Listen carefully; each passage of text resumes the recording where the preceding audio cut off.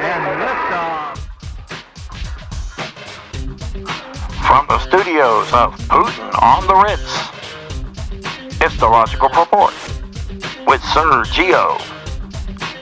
And now, a man who got ghosted by a chatbot, Sir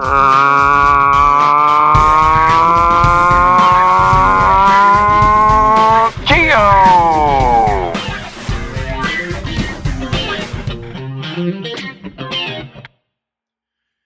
If we gave out nuclear launch codes the same way we hand out learner's permits, America would have already bombed North Korea because Kyle got dumped at the prom. Welcome to the Logical Report, the only show where the jokes come fast, the facts come furious, and America's civic literacy gets dragged harder than a reality star at a congressional hearing. Let's dive into it. Now, look, I'm not saying 18-year-olds are dumb. I'm saying a lot of people, including 18-year-olds, are dumb. It's bipartisan. Idiocy is the true equal opportunity employer. Let me tell you something. Why do we have a transplant committee to decide who gets a heart? But we let Chad, who just learned how to microwave spaghetti, vote for the guy with access to the nuclear football. That's not democracy. That's roulette with world-ending consequences. Whoa, it's time for rapid fire. Rapid fire, 30 rapid fire jokes. Civics Ignorance Edition. These are sad facts, and we should be concerned about these ignorant people given the right to make one of the most important decisions in the entire world. Who gets to be the president of the United States? Okay, here we go. Civics class is now just 2 weeks of watching Schoolhouse Rock and one angry rant from Coach DeSantis. We test people before letting them fly drones, but hand them voting rights with less oversight than a Twitter poll. Half the country thinks Filibuster is a Pokemon movie. One of 4 Americans can't name the 3 branches of government, but all 4 Kardashians. No problem. The average voter puts more thought into which chicken sandwich to eat than who controls their health care. And let's not forget, we voted a man who literally stored nuclear secrets next to the Charmin Ultra Soft. Half the voters think Roe v. Wade is a boxing match between 2 guys from the 1800s. One guy in my polling place said, "I'm voting for Congress. I love their music." A woman told me she voted for a candidate because he had nice teeth and energy like a Capricorn.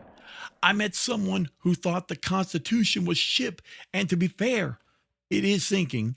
Someone once wrote in Jesus Christ for president. Not a joke. 23,000 people did, because apparently we're cool with electing a crucified carpenter over anyone with a tax plan.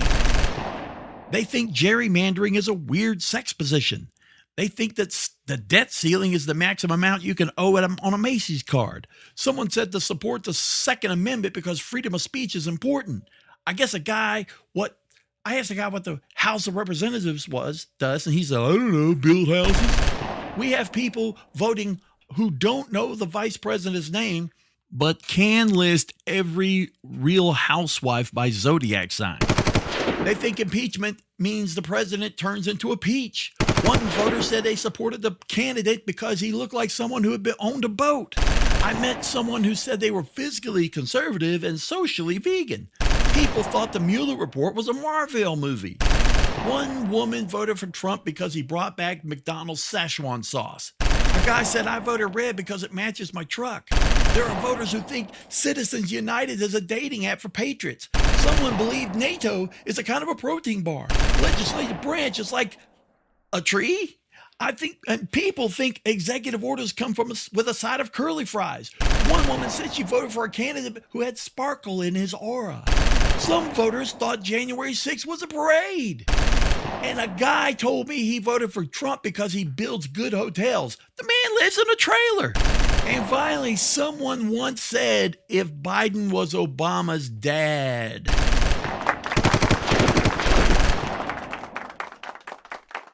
Here's the thing. Voting is powerful. It's not a vibe check. It's not an Instagram like. It's not a TikTok trend. It's how we decide who writes our laws, runs our military, nominates our judges, and regulates our air, water, food, and Wi-Fi speed. This isn't trivial. This is the foundation engine of the republic, and we treat it like a goddamn participation trophy. You don't get to pick who gets a heart transplant unless you're a doctor with years of experience, medical data, and a God complex.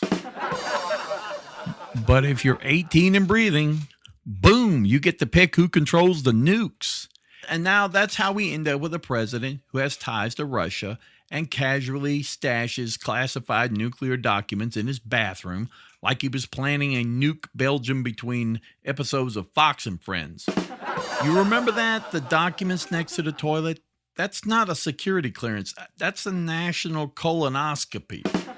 And the scariest part, he wasn't elected by foreign operatives. He was elected by us, by voters, by people who can't pass a 5th grade civics quiz if the prize was a new iPhone and a Chick-fil-A gift card.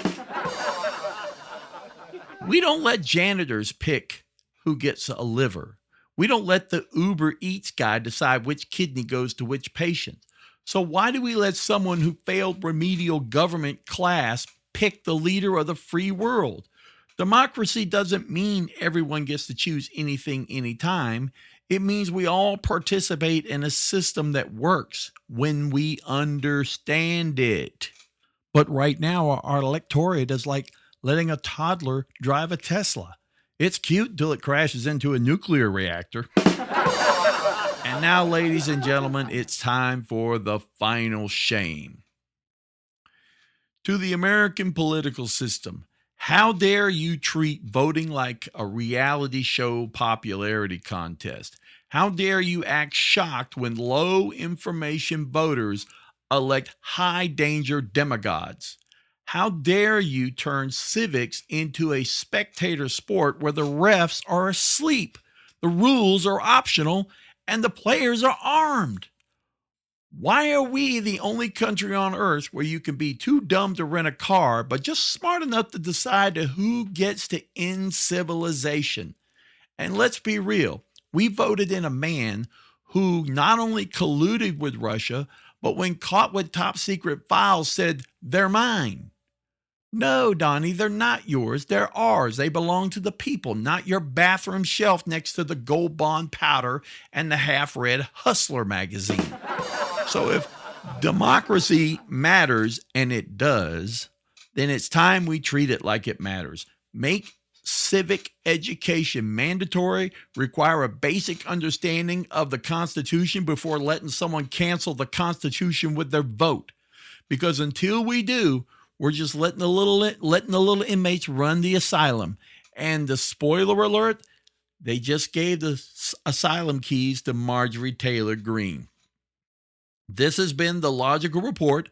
I am Sir Geo. Stay sharp, stay cynical, and for God's sakes, study up before you vote. Because the next time somebody flushes democracy down the toilet, it might just take the nuclear secrets with it.